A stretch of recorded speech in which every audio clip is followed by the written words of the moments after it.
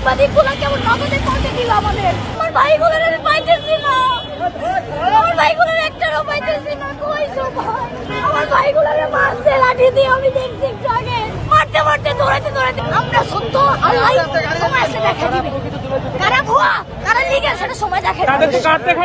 সাংবাদিকগুলো কেমন নগদে পৌঁছে দিল আমাদের।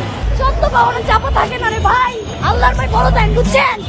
আজকে যা খেলতেছেন না আপনারা, এটার প্রতিদিন আপনারাই একটা সময় বুঝবেন, আপনারাই কথা থাপড়াবেন যে আমরা ভুল করছি। তারা আমাদেরকে ডাইরেক্টলি বলছে যে তোমরা পালের চুলাই যোদ্ধা, কিসের জন্য আন্দোলন করো, এটা কোন ধরনের ল্যাঙ্গুয়েজ?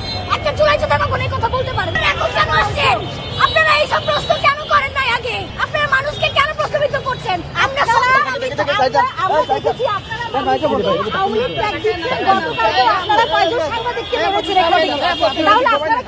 কিভাবে এত উত্তেজিত হচ্ছেন কেন? উত্তেজিত হব না, আমরা যেখানে জুলাই সনদ যেখানে দেওয়ার কথা ছিল, বছরের মানে আরো আগে দেওয়ার কথা ছিল, সেখানে এখনো হচ্ছে না কেন? এক নম্বর, এটা আমাদের জীবনের নিরাপত্তা। আমার আহত ভাই পিজিতে এখনো পার্টি ম্যান এখনো কাঁদতেছে, আমি যাবো না, আমি যাবো না। এটা কি আমার স্বার্থের জন্য? এটা আমাদের নিরাপত্তার জন্য। আজকে আপনাদের সামনে আমাদেরকে মারতে মারতে পাঠিয়ে দিল, আর এক বছর পরে যে আমাদেরকে গুলি করবে না, সেটা গ্যারান্টি কি? তারা তো বলছে আপনারা, তারা অভিযোগ তুলছে আপনারা ভুয়া যোদ্ধা। তারা সবসময় বলে, কিন্তু কাজ হয় না। তাদেরকে কাজ করে দেখে।